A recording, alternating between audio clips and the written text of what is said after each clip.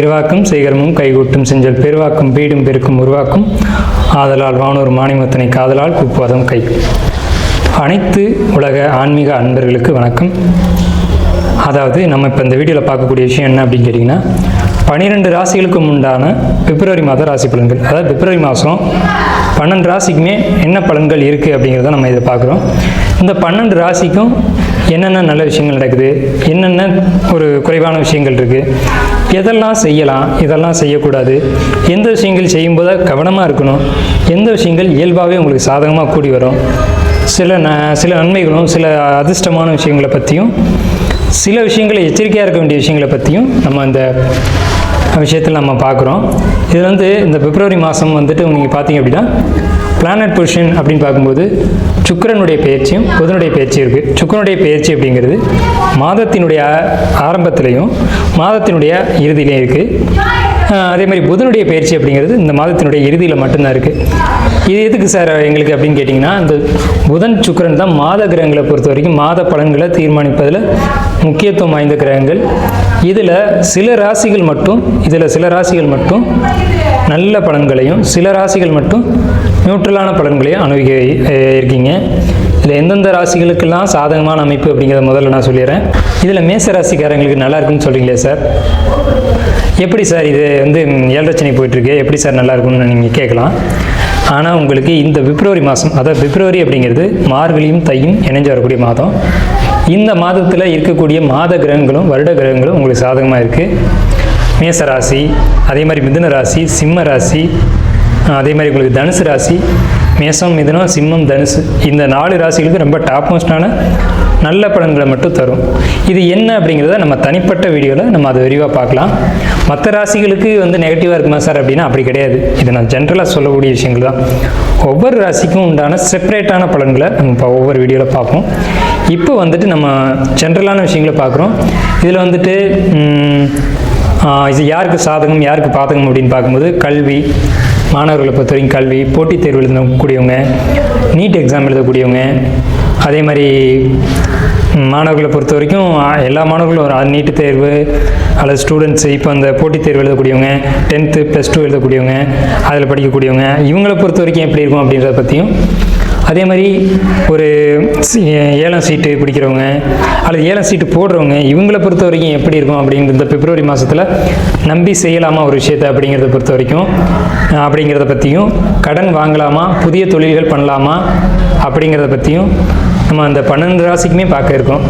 12 ராசிக்கும் ஏற்ற இறக்கங்கள் எப்படி இருக்க போகுது அப்படிங்கிறது இந்த வீடியோவில் ஒவ்வொரு வீடியோலையும் தனிப்பட்ட முறையில் நம்ம பார்க்க இருக்கோம். அந்த மீனராசினியர்களை இப்போ ஒரு பயத்தினுடைய உச்சபட்ச நிலையில் இருக்கக்கூடிய ராசி எதுன்னு கேட்டிங்கன்னா மீனராசி. பயமே மொத்த உருவமாக இருக்குது அப்படின்னா அது மீனராசி. ஏன் இப்படி சொல்கிறோம்னா, ஜென்மச்சனி அப்படின்ற ஒரு பதட்டத்துலையும் பயத்துலையும் உங்களை நீங்களே வருத்திக்கிட்டு இருக்கீங்க. அது நீங்கள் அப்படி பயப்படணுமா அப்படின்னா அப்படி கிடையாது.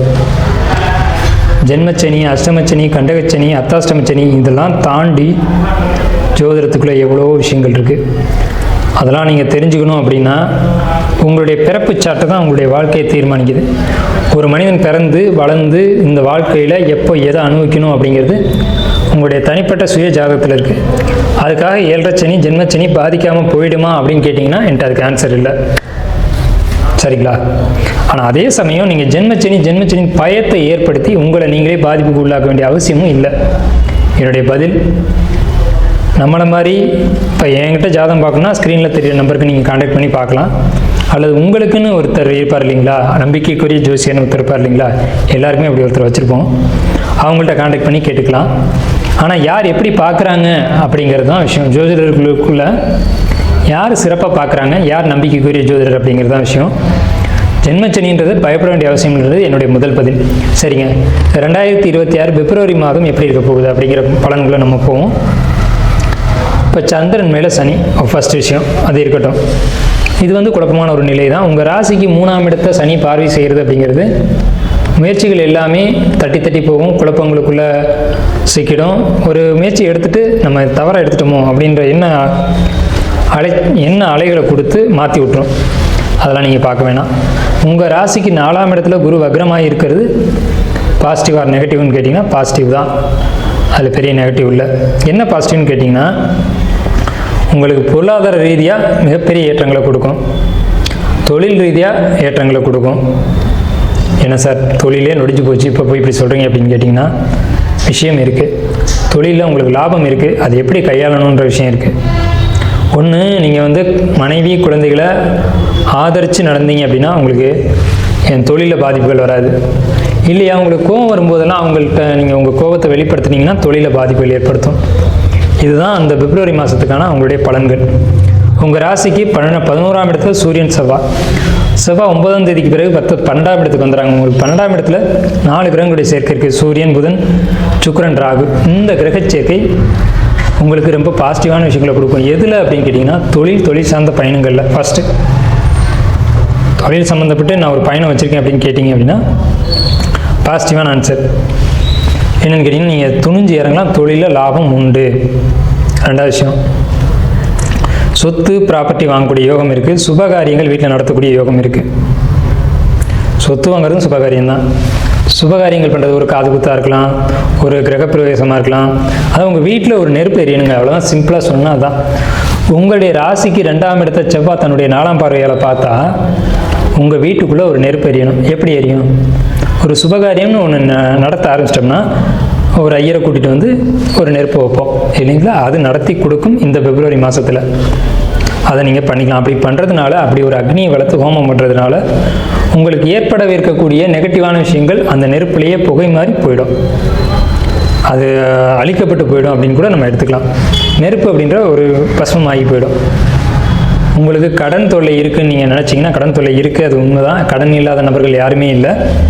கடன் தொல்லைகள் இருக்குது அப்படிங்கிறதுனால நீங்கள் வந்து கவலைப்பட வேண்டிய அவசியம் இல்லை. ஆனால் கடன் சம்மந்தப்பட்ட கவலைகளை கொடுக்கும். உங்களுக்கு வருமானம் இருக்குது, அந்த வருமானத்தை சரியானபடி ஒரு சேமிப்பாக மாற்றி நீங்கள் கடனை அடைக்கலாம். புதிய தொழில்கள் முயற்சிகள் வேண்டாம். புதிய தொழில்கள் முயற்சிகளை பொறுத்த வரைக்கும் ஒதுக்கி வைக்கிறது நல்லது. உடனடியாக இறங்க வேணாம். புதிய தொழில் முயற்சியில் நீங்கள் உடனடியாக இறங்க வேணாம், பொறுமையாக நீங்கள் இறங்கலாம். புதிய தொழில் பண்ணுற முயற்சியை நீங்கள் பொறுமையாக எடுத்து செய்யலாம். அதே மாதிரி உங்களுக்கு பார்த்துட்டிங்கன்னா சூரியன் பலமோடு இருக்குது. 6ஆம் அதிபதியான சூரியன் உங்கள் ராசிக்கு 12ல் மறைஞ்சிது அப்படின்னா இதுக்கு பேர் விபரீத ராஜயோகம் பேர். அப்போ இந்த காலகட்டத்தில் திடீர் வருமானங்களும் திடீர் அதிர்ஷ்டங்களும் நீங்கள் நினைக்காத விஷயங்கள் கூட நடக்கும். அதனால் உங்களுக்கு ஆதாயங்கள் கிடைக்கும். வெளியூர் பயணங்கள், வெளி மாநில பயணங்கள் இருக்கும். ஆனால் வெளிநாடு பயணம் மட்டும் வேண்டாம். வெளிநாட்டு பயணம் நீங்கள் முயற்சி செய்தாலும் நடக்காது, தடையாகும். அந்த ஏன் அப்படி வெளிநாட்டு பயணம் வேணாம் அப்படின்னு சொல்கிறோன்னா, அதில் சில பிரச்சனைகள் ஏற்படலாம் வாய்ப்பு இருக்குது. அதனால் ஏற்படுறதை குறைச்சிக்கோங்க. ஆனாலும் உங்கள் சுயஜாத ரீதியாக அதில் ஏதேனும் ஒரு அமைப்புகள் இருந்தால் நீங்கள் போகலாம். அதுக்கு உங்கள் சுயஜாதம் சப்போர்ட் பண்ணணும். ஆனால் போகணுன்ற எண்ணத்தையும் போகணுன்ற ஒரு ஆசையும் கண்டிப்பாக உருவாக்கி விடும், போவீங்க. இது ஒரு நல்ல விஷயந்தான். தொழில் வேலையை பொறுத்தளவுக்கு பிரச்சனை இல்லை. ஜாப்பில் இருக்கக்கூடியவங்களுக்கு தொந்தரவுகள் வரும். அரசாங்க ரீதியாக எக்ஸாம் எழுதக்கூடியவங்க, போட்டித் தேர்வு எழுதக்கூடியவங்களுக்கு போட்டித் தேர்வு கொஞ்சம் இன்னும் முயற்சிகள் அதிகம் தேவை. படிக்கக்கூடிய மாணவர்களை பொறுத்த வரைக்கும் படிப்பில் கவனம் அதிகம் தேவை. கலைத்துறையில் இருக்கக்கூடியவங்க உழைப்புகளை அதிகமாக போடணும் அப்படிங்கிற ஒரு அமைப்பு இருக்குது. இன்னும் கடுமையாக உழைச்சா நம்ம முயற்சி செய்த இலக்கை அடையலாம் அப்படிங்கிற ஒரு அமைப்பு இருக்குது. கடின முயற்சி எடுத்தால் அந்த இலக்கை அடையலாம் அப்படிங்கிற ஒரு அமைப்பு இருக்குது. அப்போ என்னென்னா, உங்களுக்கு நெகட்டிவான விஷயங்கள் எதுவும் இல்லை. நெகட்டிவான விஷயங்கள் அப்படிங்கிறது உங்களுடைய பிறப்பு ஜாதகத்தில் இருந்தால் மட்டும்தான் ஒத்துக்க முடியும். பாசிட்டிவான விஷயம் என்னென்னு கேட்டிங்கன்னா, கடினமாக உழைக்கக்கூடிய யாருக்குமே பாதிப்பு இல்லை மீனராசிக்காரங்களுக்கு அப்படின்றத நம்ம மீண்டும் சொல்கிறோம். ஆனால் மீனராசிக்கு நம்ம வலியுறுத்தி சொல்லக்கூடிய விஷயம் என்னென்னு கேட்டிங்கன்னா, உங்களுடைய பர்த் சார்ட், நீங்கள் பிறந்த அன்றைக்கு இருக்கு இல்லைங்களா, பிறந்த தேதி, நேரம், பிறந்த ஊர், இது 3 வச்சு தான் நீங்கள் முடிவு செய்யணும். நீங்களாக ஒரு முடிவுக்கு வரக்கூடாது அப்படிங்கிறது தான் மறுபடியும் நம்ம சொல்கிறோம்.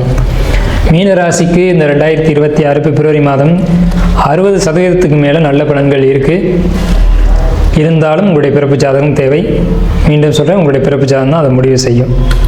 தொழில், வேலை, நண்பர்களை பொறுத்த வரைக்கும் நம்ப வேண்டாம். நண்பர்களை ஒரு கண்ணோட பாருங்கள். ஏன்னா உங்களுடைய 7ஆம் வீட்டை செவ்வாயும் சனியும் சேர்ந்து பார்க்குறது. செவ்வாயும் சனியும் சேர்ந்து ஒரு வீட்டை பார்த்தா அந்த இடம் ரொம்ப பாதிக்கப்படும். அப்போ நண்பர்களால் ஒரு ஏமாற்றத்தையோ, காதல்களால் ஒரு ஏமாற்றத்தையோ, அல்லது கணவன் மனைவி உறவுகளுக்குள்ள ஒரு ஏமாற்றத்தையோ சந்திக்க வேண்டிய சூழல்கள் உருவாகலாம். ஆகையினால் நீங்கள் இந்த உறவுகளை நம்ப வேண்டாம். சரிங்களா? காதல் கசக்குதியான்ற மாதிரி கசந்துரும். கணவன் மனைவி உறவு கசக்கும், நண்பர்களுடைய உறவு கசக்கும், தனிமை மட்டுமே இனிமையாக இருக்கும். ஸோ இதுதான் 2026 பிப்ரவரிக்கான பலன்கள்.